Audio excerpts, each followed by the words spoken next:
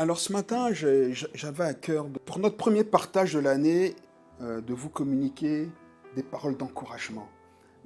J'ai trouvé dans ces paroles-là quelque chose d'encourageant.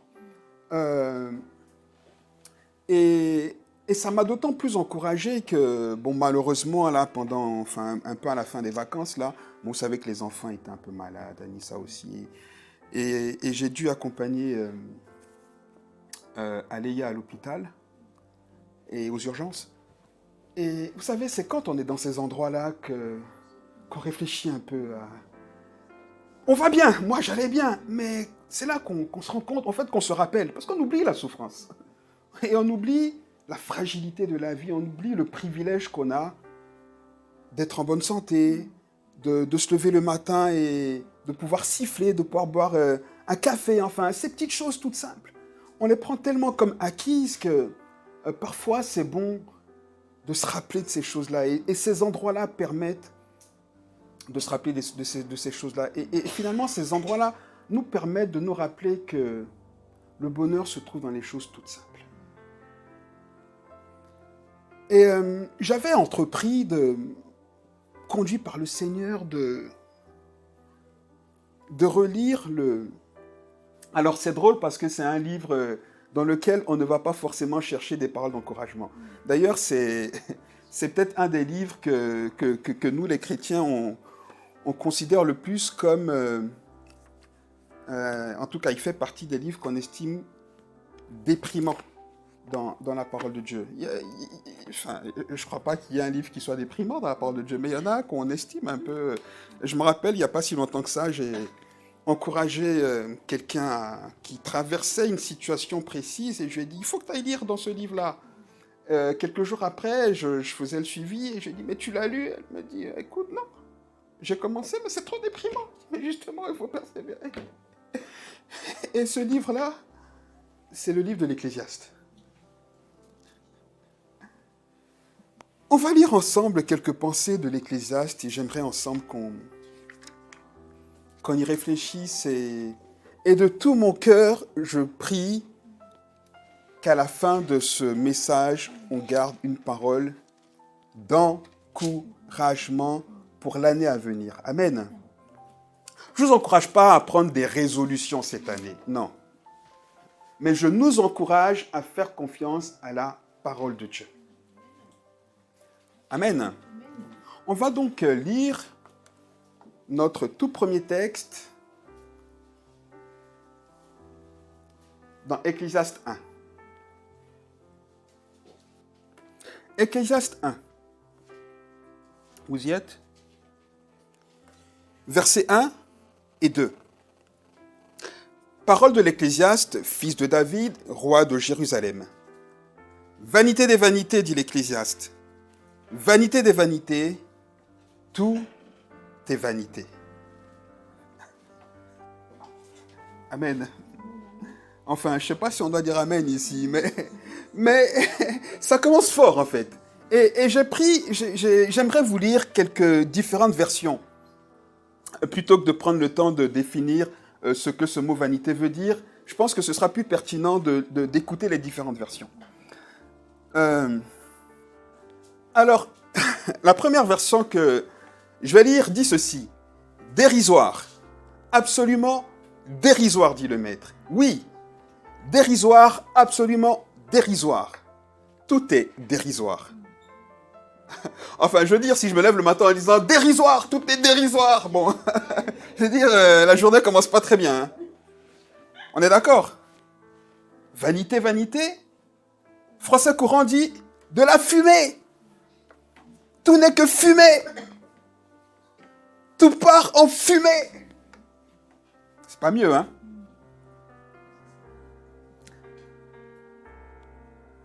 Je trouvais ça super intéressant de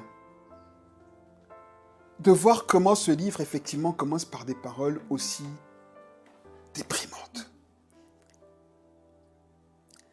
Mais en même temps, c'est très intéressant de constater que l'Ecclésiaste commence son livre en nous rappelant la fragilité de la vie. Et c'est bien ce que j'essaie de dire en introduction. Cette fragilité dont on peut se rendre compte ou dont on se rend compte, pas tout le temps, mais à certains moments de nos vies. Je l'ai dit, hein, quand on a l'occasion d'être dans un hôpital, ou alors quand on perd un être cher, vous savez, là on se rend compte, quand ça nous touche comme ça, on se rend compte de la fragilité de la vie. Et en même temps, l'Ecclésiaste ne se contente pas de dire que la vie est fragile, mais en même temps, c'est une invite à réfléchir à la réalité que la vie est fragile.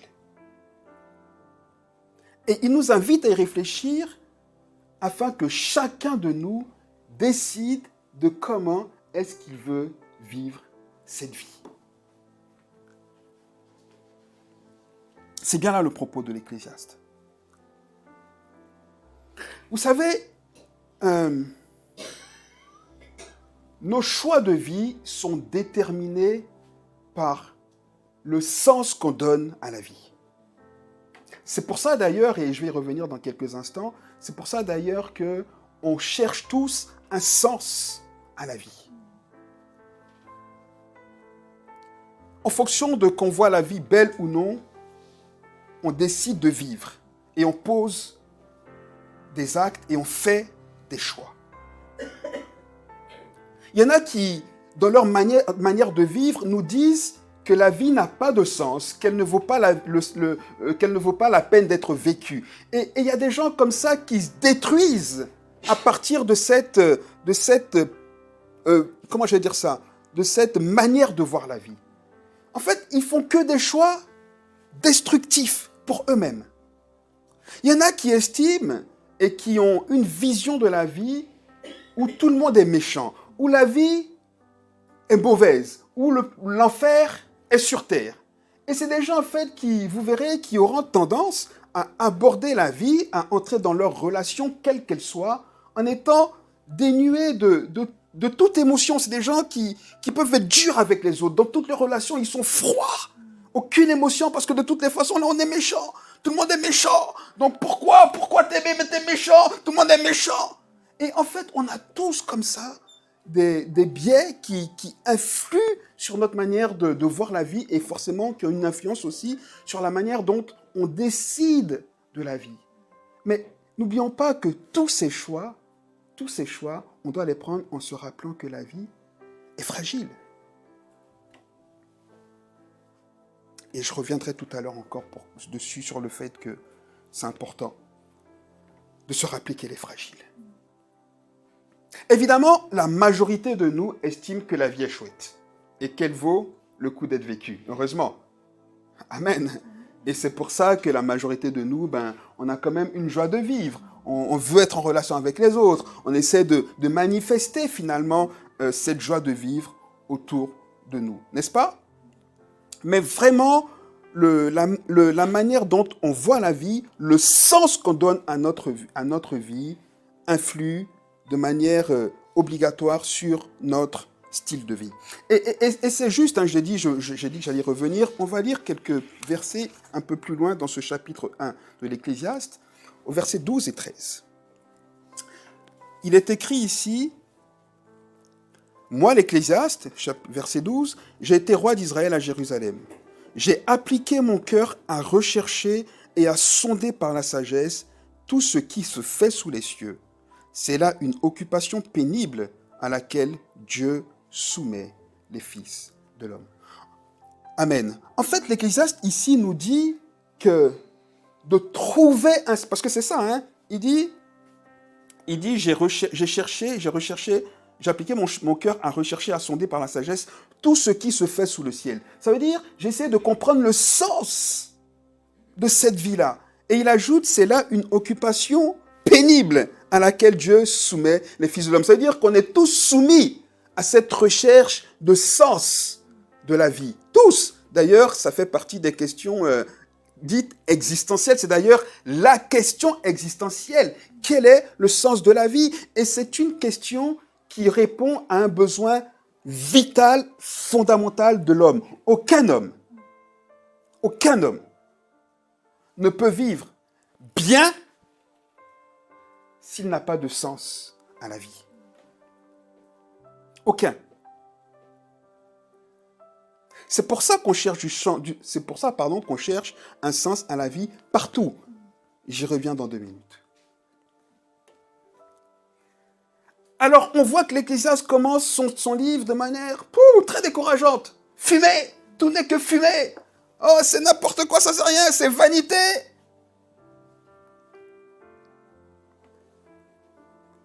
Et ce que j'aime bien chez l'Ecclésiaste, c'est son réalisme. Et on a besoin de temps en temps de revenir au réalisme, nous les chrétiens. Parce qu'on croit que la foi, c'est la magie. Ou alors on croit que la foi, c'est déjà vivre dans le ciel. Non. Ah non. Et l'Ecclésiaste nous dit clairement que face à notre recherche de sens de la vie, parce qu'au final, quand on cherche un sens à la vie, c'est parce qu'on cherche à trouver quelque chose qui va nous satisfaire dans cette vie. C'est qu'on cherche quelque chose qui va nous permettre de vivre cette vie dans la joie et dans le bonheur, quelque chose qui va nous combler au final. Quand on recherche un sens à la vie, c'est parce qu'on a au fond de nous quelque chose qui nous gêne. On a au fond de nous une gêne qu'on n'arrive pas à exprimer, qui fait qu'on se dit, mais pourquoi je vis, pourquoi je suis là? Et dès qu'il y a quelque chose qui vient contraire à nos émotions, ça nous plombe encore plus. Et encore plus, on se dit, mais pourquoi je suis là? Mais à quoi sert cette vie? À quoi sert cette vie? Donc au final, on cherche un sens à la vie pour trouver le bonheur, pour trouver la joie. Amen ou pas? Et face à cette quête, face à ce bonheur, face à cette recherche de sens de la vie, j'aime le réalisme de l'Ecclésiaste. Il nous met très rapidement face aux limites de la vie sur terre.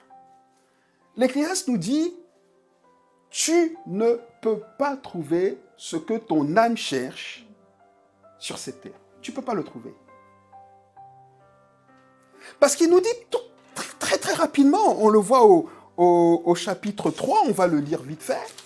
C'est un chapitre très connu, c'est peut-être les paroles, ça fait partie des paroles les plus connues de l'Ecclésiaste. Chapitre 3, verset 1. Voilà ce qui est dit dans ce chapitre. Il y a un temps pour tout, un temps pour toute chose sous les cieux. Un temps pour naître, un temps pour mourir, un temps pour planter, un temps pour arracher ce qui a été planté, un temps pour tuer et un temps pour guérir, un temps pour abattre et un temps pour bâtir, un temps pour pleurer et un temps pour rire, un temps pour se lamenter et un temps pour danser, un temps pour lancer des pierres et un temps pour ramasser des pierres, un temps pour embrasser et un temps pour s'éloigner des embrassements, un temps pour chercher, un temps pour perdre, un temps pour garder, un temps pour jeter, un temps pour déchirer et un temps pour coudre, un temps pour se taire et un temps pour parler, un temps pour aimer et un temps pour haïr, un temps pour la guerre et un temps pour la paix. Ce que je trouve extraordinaire, c'est que nous, on vit parfois nos vies en fonction de nos choix dans un seul temps. Il y en a qui vivent leur vie dans le temps de haïr, de haïr. Il y en a qui vivent leur vie dans le temps de la tristesse. Tout n'est que tristesse, tout n'est que tristesse. Il y en a qui vivent leur vie dans le temps de déchirer, toujours la guerre. Ils n'ont jamais la paix, ils n'ont jamais la joie, ils n'ont jamais un peu d'amour. Enfin, vous comprenez ce que je veux dire? Et ce que je trouve ici intéressant dans cette notion de réalité sur laquelle j'insistais tout à l'heure, c'est que l'Ecclésiaste nous dit, tu peux y chercher sur cette terre le bonheur, mais la vérité, c'est que le bonheur n'est pas linéaire. Non, non, le bonheur n'est pas linéaire, le bonheur n'est pas permanent sur cette terre. Mais en même temps qu'il nous dit ça, il nous dit aussi, heureusement, que le malheur non plus n'est pas permanent sur cette terre. Alléluia! Alléluia! De la même manière, il nous dit que la souffrance n'est pas linéaire, la souffrance n'est pas permanente sur cette terre. Mais en même temps, malheureusement, il nous dit aussi que le bonheur et le bien-être ne sont pas permanents ni linéaires sur cette terre. Amen. Le plaisir non plus. Et ça, c'est la réalité. L'injustice est le lot de tous. On vivra tous des injustices. Mais on vivra tous aussi de la justice. Il y a un temps pour toute chose. Alléluia. Et c'est face à ce paradoxe, en fait, que l'Ecclésiaste nous met, et ce paradoxe, qu'on soit chrétien ou pas, est la réalité de la vie. Pourquoi? Parce que le monde a été abîmé par le péché. Le monde a été pourri, infecté, souillé, désorganisé, désordonné, renversé, déstructuré. On peut y mettre le mot qu'on veut par le péché. Et cette structure, cette réorganisation, cette cette réparation ne sera effective que quand ce monde sera détruit et remplacé par le nouveau. Mais ça, c'est une réalité que nous, on doit accepter et qui doit entrer en compte dans notre manière d'aborder notre foi et dans notre compréhension du sens de la vie. Alors, jusqu'ici, oui, c'est déprimant, hein? Oui, jusqu'ici. Mais il y a une bonne nouvelle qui arrive. Parce que la vérité, c'est que la réalité est pas toujours chouette. Elle est là, c'est la réalité. On sait qu'on va mourir, mais qui se réjouit de quitter cette terre? Bon, il n'y a que l'apôtre Paul qui dit « j'ai envie de partir auprès de Jésus ». Bon, on espère tous pouvoir dire ça, mais la vérité, c'est qu'on aime la vie. Heureusement, j'aime la vie. Mais j'aimerais tellement que tous ensemble, on aime encore plus la vie éternelle. Parce que c'est ça, en vérité, qui est la vie. Amen. Donc, la première chose que l'Ecclésiaste nous dit, hein, je l'ai dit, c'est que le bonheur n'est pas linéaire. Et le malheur non plus. Une autre chose que l'Ecclésiaste nous dit, et c'est peut-être la chose qui m'a le plus parlé,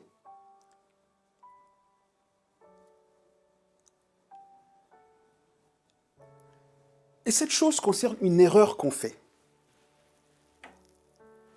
On va déjà lire au chapitre 2 ce que dit l'Ecclésiaste, et ensuite je vais le commenter. L'Ecclésiaste dit, « J'ai dit en mon cœur, allons. » Je vais lire ça dans une autre version. Attendez. Ok. « Je me suis dit en moi-même, va donc, teste les plaisirs et goûte à ce qui est bon. Mais cela aussi est dérisoire. Du rire, j'ai dit, c'est absurde. Et de la joie, à quoi cela m'avance-t-il »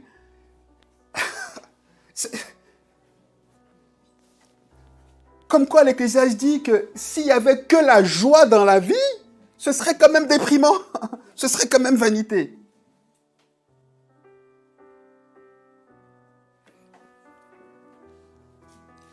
Verset 3. Il dit, puis j'ai décidé en moi-même de m'adonner au vin. Je l'ai fait en continuant à me conduire avec sagesse. Et j'ai résolu de me lancer dans la folie le temps de voir ce qui est le mieux pour les hommes, qui savent faire sous le soleil. En fait, l'Ecclésiaste ici explique qu'il a essayé de trouver du bonheur et un sens à la vie dans toutes ces choses-là. Dans la joie. Il a dit, je ne l'ai pas trouvé. Dans le vin, il a dit, je ne l'ai pas trouvé. Verset 4, j'ai entrepris de grands travaux. Je me suis bâti des maisons. Et ça nous parle.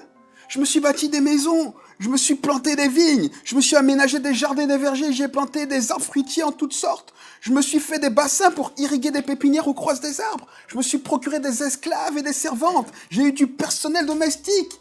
J'ai possédé en abondance du gros... Écoutez, vous entendez ce qu'il dit? J'ai possédé en abondance du gros et du menu bétail, bien plus que tous ceux qui m'ont précédé à Jérusalem. Je me suis amassé de l'argent et de l'or provenant des trésors des rois des rois et des provinces. Je me suis procuré des chanteurs et des chanteuses, et j'ai eu ce qui fait le délice des hommes. De nombreuses belles femmes. En fait, il faut ici qu'on se mette un peu à la place de Salomon, qui est l'Ecclésiaste. Salomon ne dit pas que toutes ces choses-là ne sont pas bonnes, hein? C'est pas ce qu'il dit. Il dit, elles ne m'ont pas procuré le bonheur que je cherchais. Attention, il n'a pas dit, ne le faites pas. Il n'a pas dit, elles ne sont pas bonnes. Non, il dit simplement, je pensais y trouver un sens à la vie, Je pensais y trouver cette satisfaction pérenne que mon âme cherche, mais je n'ai pas trouvé.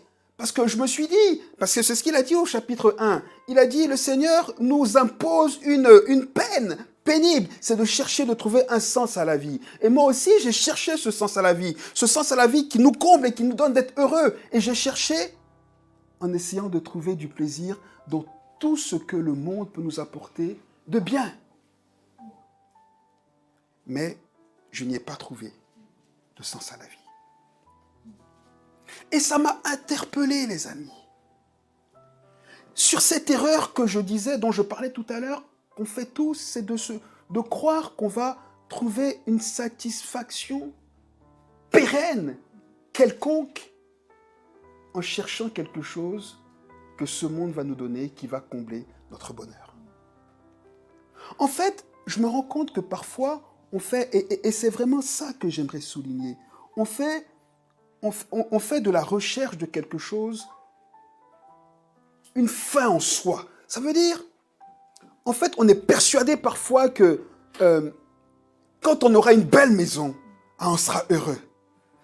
Quand j'aurai ma maison là, la maison de mes rêves, c'est ce qu'il dit, j'ai fait des jardins et tout, il dit quand j'aurai tout aménagé, pour l'instant, je suis moyen heureux, mais j'ai encore un peu de tristesse parce que je n'ai pas encore mon beau jardin avec ma piscine creusée. Voyez, qui donne sur ma belle terrasse, avec mes arbres fruitiers, etc.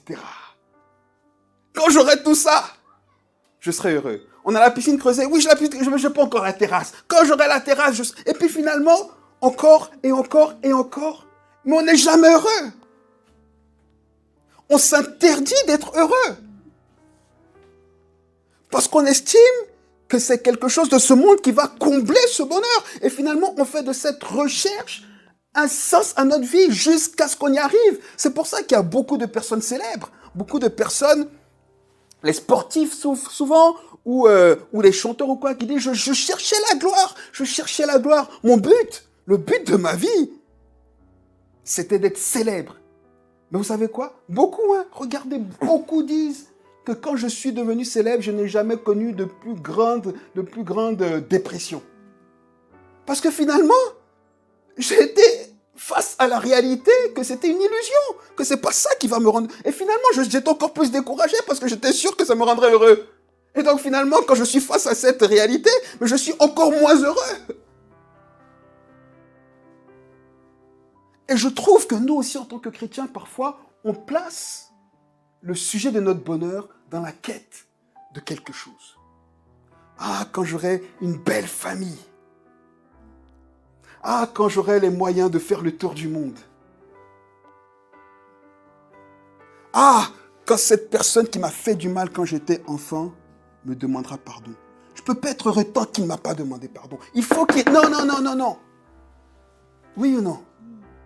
Non, ils m'ont fait trop de mal. Il faut que ce soit réparé. On s'empêche d'être heureux. On fait de la réalité de notre bonheur, on place plutôt la réalité de notre bonheur dans quelque chose qui est illusoire. Attention, je suis tout à fait conscient, comme Salomon, que ces choses-là en soi ne sont pas mauvaises. D'ailleurs, Salomon ne dit pas qu'il ne faut pas les faire aussi. Évidemment, si un parent méchant et irresponsable a fait du mal à un enfant, l'enfant adulte ou même enfant trouvera énormément de plaisir et une satisfaction réelle si le parent vient réparer ce tort. Évidemment. Lequel de nous dirait qu'une augmentation de salaire ne comble pas un peu de bonheur et n'enlève pas un peu de frustration? Jamais, j'ai jamais dit ça. C'est vrai, évidemment. Évidemment. Lequel de nous dirait, moi j'ai toujours rêvé d'avoir une belle famille. Je suis heureux. Mais ça ne veut pas dire que tout est beau dans ma famille. Donc qu'est-ce que je fais? Je crache dessus? Non. Donc ça ne veut pas dire qu'il ne faut pas aspirer à ces choses-là. Non. Mais le problème, c'est d'en faire la condition sine qua non de notre bonheur, parce que ça fait qu'on fait de cette chose-là le sens de notre vie. Vous comprenez ce que j'essaie de dire ce matin?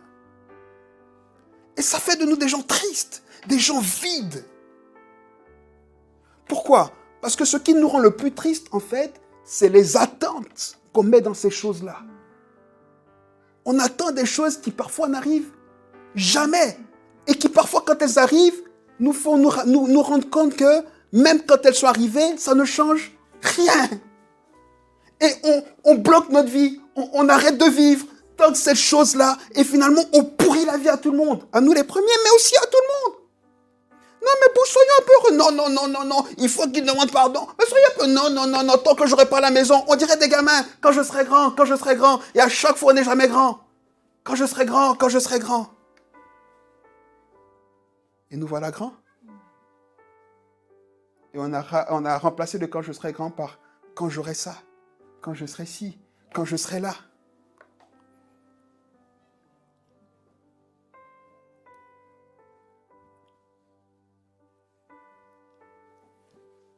Quand j'habiterai à Paris. Ah, Paris, c'est pas assez beau. Quand je serai à New York. Ah, mais New York. Oh, mais quand je serai sur une belle île. Et puis cette île-là. Et quand l'eau sera plus bleue sur l'île. Et puis quand il y aura de l'eau bleue et de beaux poissons. Et puis quoi encore? Vous comprenez? Pourquoi? Parce qu'on cherche la vie. On cherche, un sens à la vie. Là où il n'y aura jamais de sens à la vie. Ceci dit,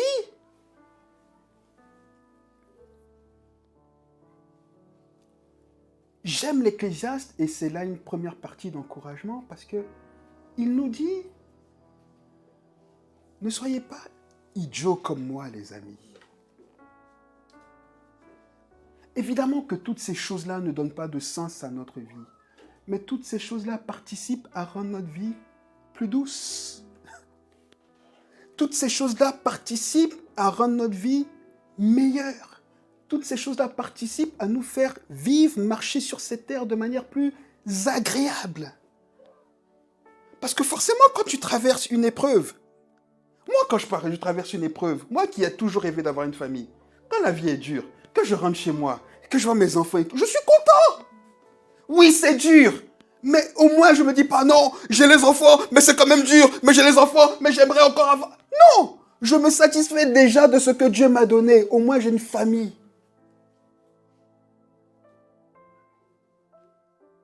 Oui, Seigneur, tu m'as donné une famille, mais j'ai pas assez d'argent. Je voudrais encore ça pour mes enfants et encore si. Ils ont des vêtements, mais je veux qu'ils aient encore des vêtements plus chers. Et je voudrais qu'ils aient si et ça. Et puis on va juste... Vous comprenez ce que je veux dire? Et c'est exactement ce que l'Ecclésiaste dit. Regardons rapidement, s'il vous plaît, au chapitre 9. Venez avec moi rapidement. Ecclésiaste, le chapitre 9.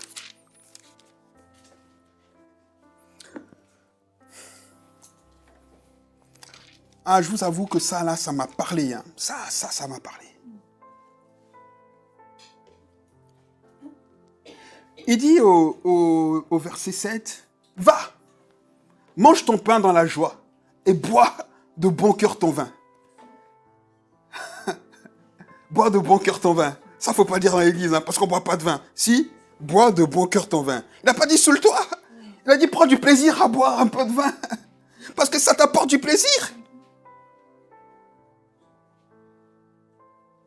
Il dit, car Dieu prend plaisir dès maintenant à ce que tu fais. Donc l'Ecclésiaste nous dit que Dieu prend du plaisir quand on prend du plaisir à faire les choses qu'il nous permet de faire. Donc Dieu ne prend pas de plaisir quand on se plaint toujours, quand on attend toujours la bonne chose pour être heureux. En fait, on est en train de dire, mais Seigneur, tu es toujours méchant avec moi, je suis jamais heureux, je te donne rien. Pourtant, lui-même, il a dit avant, il y a un temps pour chaque chose. Toi, tu es toujours dans la plainte.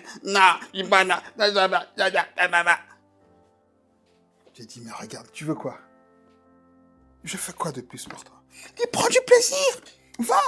Il dit, verset 8, excusez-moi, qu'en tout temps, tes vêtements soient blancs et que le parfum ne manque pas sur ta tête. Jouis de la vie avec ta femme, avec la femme que tu aimes, pendant pendant tous les jours de ta vaine existence. Regardez ce qu'il dit. Il dit ton existence est vaine. La fragilité de la vie, c'est pour ça que j'insistais. Oui, c'est fragile. Et c'est parce que c'est fragile qu'on doit se rendre compte qu'on doit la traverser en prenant plaisir dans tous les petits bonheurs que Dieu nous donne. Parce que le jour où on va vouloir être heureux, on va dire insensé, hop, tu dois revenir.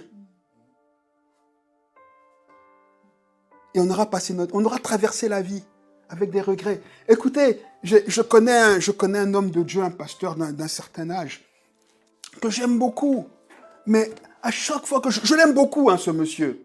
Mais à chaque fois que je parle avec lui, je dis toujours, Seigneur, je t'en supplie, je peux être comme lui dans quelques années. Je peux être un pasteur comme ça. Mais il est toujours aigri. Oh, les chrétiens, oh, ils sont méchants. Oh, ils sont méchants. Les chrétiens, il dit, mais quoi? Il a 50, 60 ans de pastorat. À la fin de sa vie, tout ce qu'il trouve à dire, oh, les chrétiens, oh, tu verras, ils sont ingrats, ils sont méchants, l'église, elle est ingrate. Je dis, Seigneur, garde-moi de ça. Garde-moi de ça, s'il te plaît. Donne-moi de voir les mauvais, mais aussi les bons moments. Les chrétiens méchants, mais aussi ceux qui étaient bons. Garde-moi, donne-moi de regarder les choses positives que tu m'as données. Je ne veux pas finir vieux et aigri. Mais c'est moche, ça.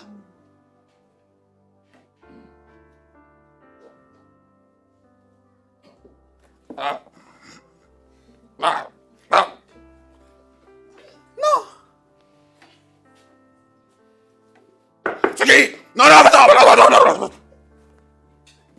Je veux pas finir comme ça, non. Non. Je veux être vieux et voir les jeunes en train de crier, faire la fête et dire « Ah, que c'est beau. Ça me rappelle des bons souvenirs. » Je veux être vieux et voir des couples marcher en s'aimant et dire « Ah, que c'est beau. J'ai pu vivre un peu de ça. » Mais tu t'es pas donné ce plaisir-là. Tu vas être aigri. Parce que tu vas toujours envier jusqu'à la fin de ta vie des choses que tu ne peux plus rattraper.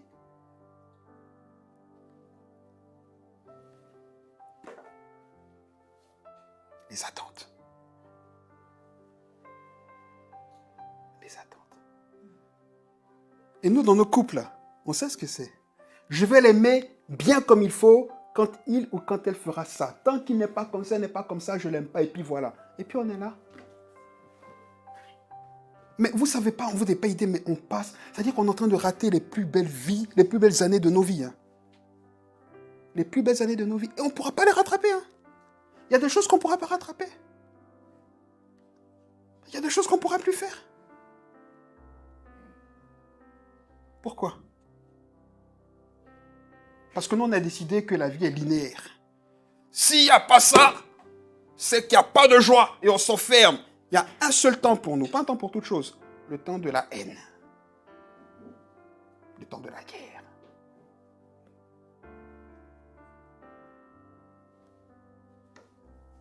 Jouis de la vie avec la femme que tu aimes pendant tous les jours de ta vaine existence. L'existence est vaine, donc profite. C'est ce que la Bible dit.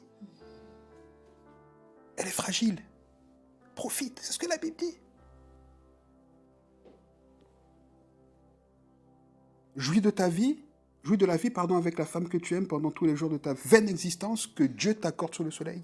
Oui, pendant tous ces jours dérisoires. Car c'est là la part qui te revient dans la vie au milieu de tout le travail pour lequel tu te donnes de la peine sous le soleil. Il y en a aussi, ils travaillent, ils disent, moi je travaille, je prendrai ma retraite plus tôt, et puis après je profiterai, et puis la veille de leur retraite, bam, accident, et ils sont dans un fauteuil roulant. Oh, la vie! Oui, mais c'est pas la vie, c'est toi! C'est toi! T'avais les moyens, t'as voulu amasser. Non!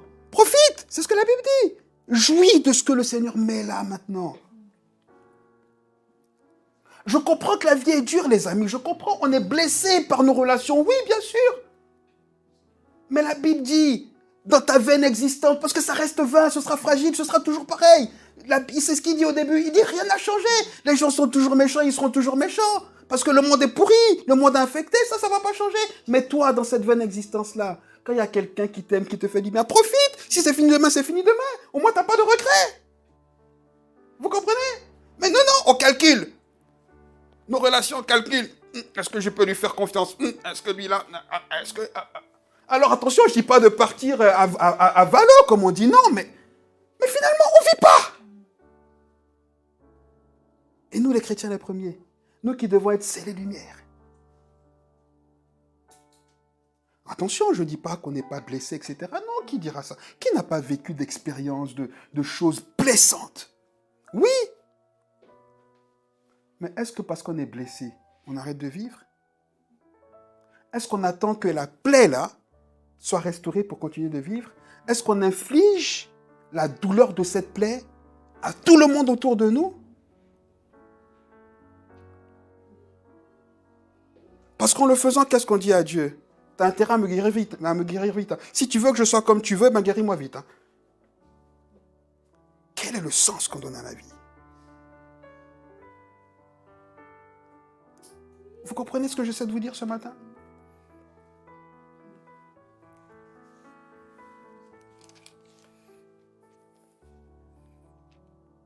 C'est ça. C'est ça.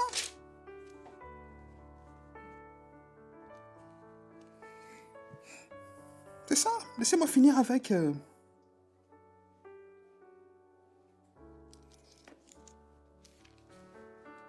un petit passage dans le chapitre 6 qui, là aussi, m'a interpellé. Qui va résumer encore une fois ce que je viens de dire. Chapitre 6, versets 3 à 9. Pas 3, on va lire un peu plus loin. Chapitre 6.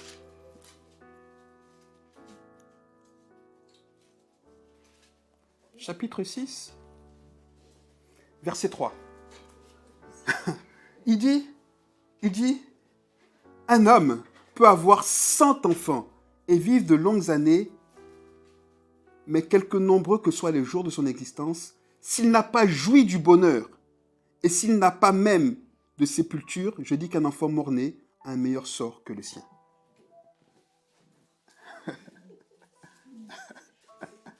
C'est dur, hein? Mais en fait, c'est une claque pour dire, mais réveille-toi, la vie, c'est maintenant, c'est pas demain. La vie, c'est pas... Parce que y a le seul moment qui nous appartient, là, c'est celui-ci, là. Hier, c'est fini. Demain, on ne sait pas si ce sera là pour nous. Il est un enfant mort-né mieux que nous. Et il a raison. Moi, j'ai lu ça, je dis, mais oh, réveille-toi là-haut. La vie, c'est maintenant. Tu ne commenceras pas à vivre demain quand tous tes objectifs seront atteints. Quand je serai grand, quand je serai grand, quand je serai ci, quand je serai ça. Et c'est qu'il n'y arrive jamais. Tu fais quoi? Stop, review, on repart à zéro. Ça, c'est dans les films. Hein. Mais écoutez, c'est encourageant, ça. C'est de belles claques. Vis aujourd'hui. Vis aujourd'hui. Vis aujourd'hui. Ce qui peut te faire plaisir, qui respecte Dieu et sa volonté, fais-le. Parce que Dieu se réjouit quand tu prends du plaisir à faire ces choses-là. C'est tout. Continuons. Il dit, je dis verset 3, n'est-ce pas? Verset 6, chapitre 6. Hein. À quoi bon vivre 2 fois 1000 ans si on ne goûte pas au bonheur? À quoi bon?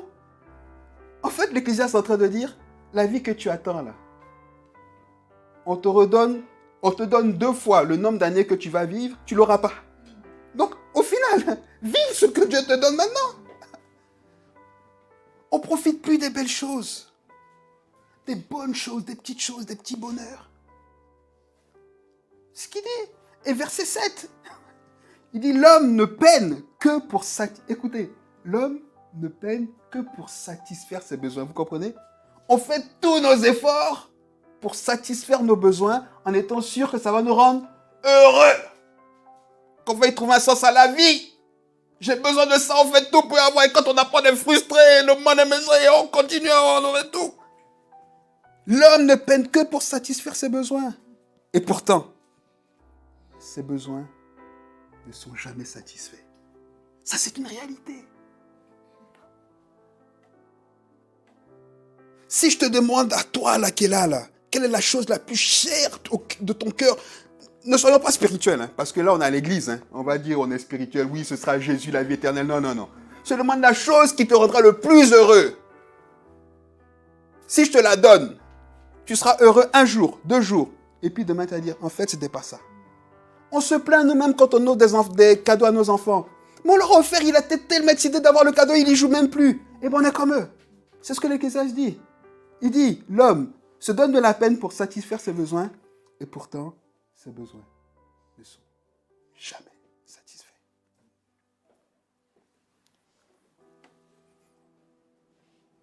Oui, pourquoi? Parce qu'on donne à notre vie l'obligation qu'elle aura du sens que quand ses besoins seront satisfaits.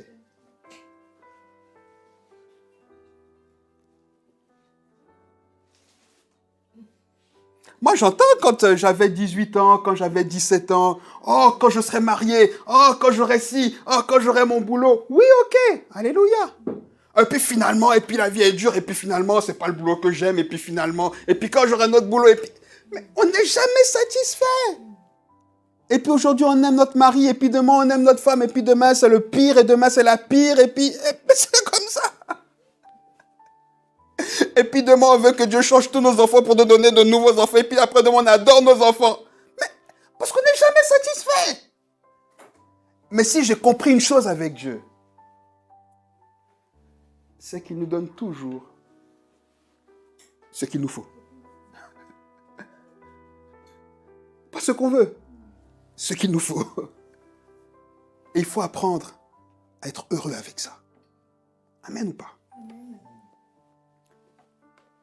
Quelques mots de conclusion sur tout ce que j'ai dit qui vont, j'espère encore une fois, nous encourager. L'Ecclésiaste ici, bien sûr, nous met face à la réalité de la fragilité de la vie, mais nous encourage en disant « Comprends qu'il y a un temps pour toute chose. » On va traverser la vie en traversant des temps de guerre, mais aussi des temps de paix, des temps de tristesse, mais aussi des temps de joie, des temps de malheur, mais aussi des temps de bonheur. Et attention, quand l'Ecclésiaste dit qu'il y a un temps pour toute chose, ça ne veut pas dire qu'il y a toute une période où on sera dans la tristesse, et puis ensuite, après, va venir le temps de la joie. Non, c'est tristesse, joie. Et puis, elles ne sont pas forcément égales, hein, les périodes. On peut avoir tristesse, joie. On peut avoir joie, tristesse. C'est pas égal. Mais par contre, il dit, dans cette vanité, dans cette fragilité de la vie, profite à fond de ce qui te fait plaisir et qui est conforme à la volonté de Dieu dans les temps de joie. Alléluia. Parce que quand on profite de ces temps-là, on aborde les temps difficiles avec plus de force. Parce qu'on se rappelle qu'on a eu des moments de douceur. Quand ça nous rappelle la fidélité de Dieu. Amen ou pas? Au final, l'Ecclésiaste est en train de nous dire simplement que si on est spirituel, la vérité, c'est que cette spiritualité concerne qu'on doit vivre l'esprit dans le ciel, le cœur dans le ciel, mais les deux pieds sur terre. C'est ça. Et c'est exactement ce que Jésus a fait. Quand Jésus est arrivé, rappelez-vous, hein, dans Matthieu 11, verset 18, il a dit, mais vous vous plaignez, vous dites que je suis toujours avec des gens de mauvaise vie. Vous plaignez que je bois du vin, que je participe à des festins. Parce que Jésus, c'était un bon vivant. Hein? Il dit, Jean est venu, il mangeait pas, enfin il mangeait que des sauterelles, vous avez dit que c'est un fou, etc. Moi je viens, je suis comme vous, je mange, vous dites que je suis quelqu'un de mauvaise vie. Il faut savoir ce que vous voulez. Donc Jésus profitait aussi de ces moments-là. Vous comprenez? Mais Jésus n'était pas angoissé par ce qu'il allait souffrir parce qu'il le savait. Il disait pas, non, je me permets pas ça. Non, non, je serai heureux que seulement quand le Père trouverait une autre solution pour régler ce problème du péché. Parce que je sais que mais à quoi sert la vie? Je vais mourir à la croix, je vais souffrir. Pourquoi profiter? Jésus n'a pas fait ça. Est-ce qu'on entend Jésus se plaindre? Quand ses frères et ses sœurs viennent lui dire, quand on lui dit, ils lui disent, et arrête de te prendre au sérieux, tu te prends pour qui là-haut? Ils lui disent, et arrête de faire le malin. On voit ses frères et ses sœurs lui dire ça dans les évangiles. Jésus n'a pas dit, mais pourquoi vous me parlez comme ça? Vous prenez pour qui? Non, à quoi ça sert? Je suis Dieu, ils le savent. Maman leur a dit que je suis né par le Saint-Esprit, ils croient pas en moi. Jésus n'a pas fait tout ça. Est-ce que Jésus a fait ça? Non, il a vécu sa vie là. Il a vécu sa vie. Il a appelé les disciples, a dit allez 2 à 2. Et en mon nom, chassez les démons, alléluia, guérissez les gens, alléluia. C'est ce que Jésus a fait. Jésus a profité de la vie. Il avait les 2 pieds sur terre, bien qu'il avait le cœur dans le ciel. Et ce qui lui permettait de marcher fermement les 2 pieds sur terre avec la compréhension de cette réalité de la vie, c'est qu'il avait compris le sens de cette vie. Il avait compris que le sens de cette vie se trouve dans l'éternité, auprès du Père. Amen ou pas? Et la vérité, et c'est mes derniers mots, et je vais lire ce que j'ai écrit, si vous permettez. Arrêtons de nous interdire d'être heureux. Comprenez bien ce que je dis? De nous interdire. Arrêtons. Arrêtons de laisser nos attentes nous interdire de profiter pleinement des bons moments de la vie que le Seigneur met devant nous. C'est un choix, c'est une volonté. Hein. La vie sur terre est courte. C'est une vanité que d'y rechercher le bonheur. Car finalement, et c'est bien la conclusion de l'Ecclésiaste, celui-ci ne se trouve qu'auprès de Dieu, dans la perspective de l'éternité. Ah, et j'aime cette phrase que j'ai écrite. J'ai été inspiré, alléluia. Parce qu'elle me parle, elle me fait du bien. Mais, c'est parce que nous avons l'espérance de la vie éternelle. C'est parce que nous sommes soulagés de ce poids, de trouver un sens à notre vie, que nous pouvons maintenant pleinement profiter de tout ce que le Seigneur nous offre de bon sur cette terre. Alléluia. Et j'espère, je prie de tout mon cœur que quelqu'un entende ça. C'est parce qu'on a déjà trouvé le sens à notre vie. Et si on n'est pas heureux, on doit se poser la question de savoir, est-ce qu'on est conscient qu'on a trouvé le sens de notre vie? Notre joie se trouve dans l'éternité. Et c'est parce qu'on sait qu'on a l'éternité qu'on peut passer la vie maintenant dans sa fragilité, avec les bons et les mauvais moments, en profitant de chaque belle chose, en profitant aussi de ce que Dieu est avec nous quand on traverse les choses difficiles. Alléluia. Tu donnes et tu reprends. Malgré tout, je dirais, béni soit ton nom. Alléluia. J'espère que mes paroles là vous ont encouragé. Comme vous voyez, comme je suis enthousiaste, parce que ça me fait tellement de bien. Je me suis mis des baffes en disant, mais oh, réveille-toi, oh, la vie c'est aujourd'hui, c'est pas demain. Et puis vive hier, là, ça va pas, oui. Oh, quand j'avais l'âge de Yoéla, oh, quand j'avais 16 ans, oh, j'étais insouciant, j'avais pas de soucis, oh, je pense... Mais ça c'est passé, ça reviendra pas. Oh, quand j'étais avec les potes, oh, on n'avait pas de soucis. Oui, ça c'est fini. Ça, c'est fini. Bon, à mon âge, là, bon, ceux qui sont plus âgés, je dirais pas, mais à mon âge, on se projette à plus court terme, parce qu'il faut que ça arrive vite. Hein. Vous comprenez ce que je veux dire? Non, vivons simplement aujourd'hui. Amen.